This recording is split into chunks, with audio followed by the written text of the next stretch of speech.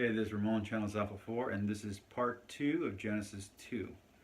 So, the four branch river is a good description of the actual cradle of civilization at the birth of agriculture.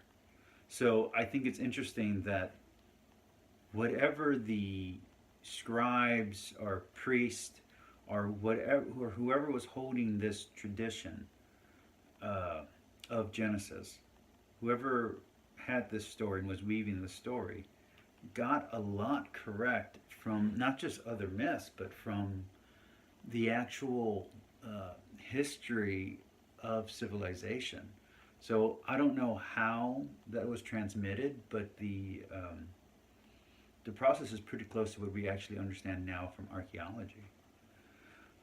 Here, once we have the trees and once we have the garden, once we have people, we then have the tree of knowledge and we have the tree of life. And mankind's allowed to eat from any tree except for the tree of knowledge. And there is an interesting thing here where knowledge, if eaten, is the death of innocence. There's a beautiful metaphor in here about that, which I would say wisdom is more the death of innocence than knowledge, because knowledge by itself isn't anything. It's a tool. Wisdom is when that tool meets experience and you know how to actually use it. But the metaphor here is that knowledge by itself, raw knowledge by itself, consumed, is itself a kind of death. So that's interesting. And before man can get to this kind of raw knowledge, first man now gets to assert his first power over creation, and that is in the naming of things. And this, again, this inversion of reality is interesting because how we control things, how we assert our power is through our mind and our words, no matter what language we're speaking, whether it's Greek or Russian or English or Spanish.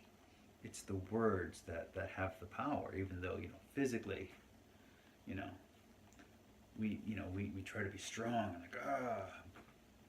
but at the end of the day, a college degree is going to do a lot more than lifting 300 pounds is. So I don't know. It's kind of interesting. Um, in the naming of a thing, okay. Here again, we see another inversion of reality, where the man of nature, where the man births the woman. Now, I get it. A lot of feminists will see that as the patriarchal assertion of man over women. I get it. I don't see that. I see this as the ancient Israelites are trying to differentiate themselves from the other major religions. And they're also doing a polemic, not polymeric, polemic, on what makes them and their faith and their beliefs different from the other religions. But also, this is pre-knowledge, pre-understanding, and pre-understanding nature is itself backwards. You don't know how things work.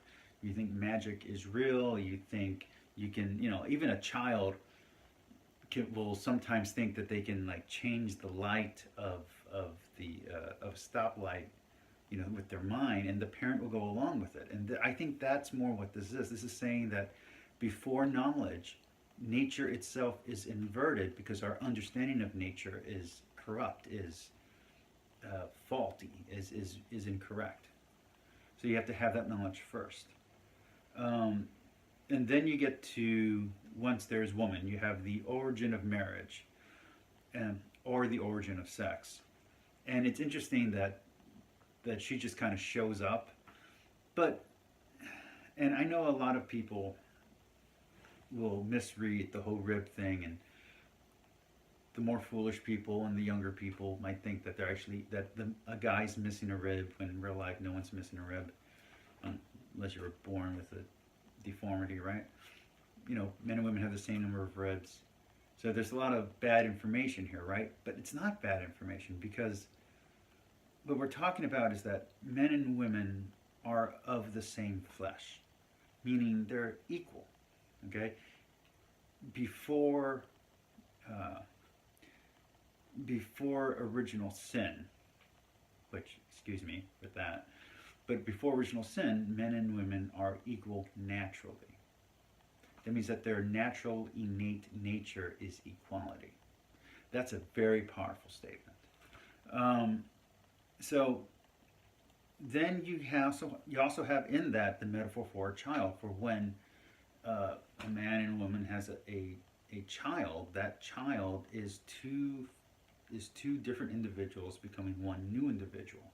So I think that is a beautiful metaphor for how birth and childbearing actually is. What the actual process is, and you can see that there are different ideas here and different narratives going on.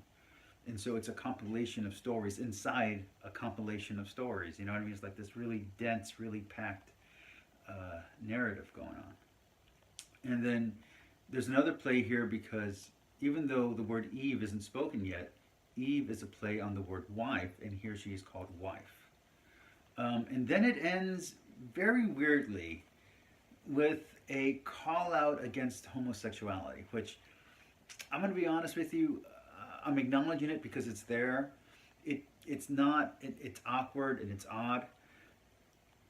I know that there are papers out there, academic papers, about how in Kinu and Gilgamesh might have had a homosexual relationship, and that could be what the author or narrators or whoever of this part of Genesis is railing against. But I don't think so because I've read the Epic of Gilgamesh and I don't see a homosexual relationship there. There could be some kind of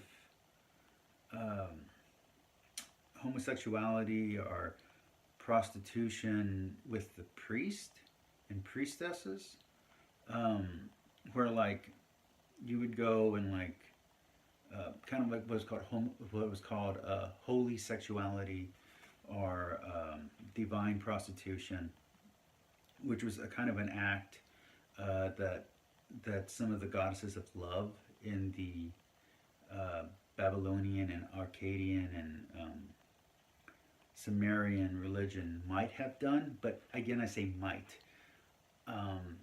I've read those stories. I don't see a lot in there. I've read the Hammurabi Code. I don't see anything in there that hints at that. So it's weird that right after exile, when this story is being told, the priestly tradition is like, hey, I gotta remind you guys, this is how we have our gender set up, and this is how we have our sexuality set up. So I don't know. I don't know why it's in there. I know it's going to show up again later on because I've read the books before, but it's just a weird place to put it. But at the same time, it's also a very beautiful statement. If you take out the homophobia from the statement and you just take it as an idea of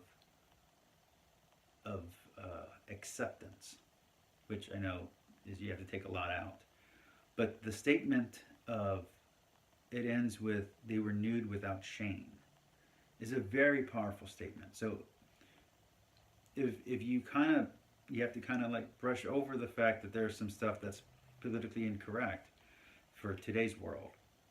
The idea of two people in love accepting each other fully in all their weakness and all their flaws and all their greatness is beautiful.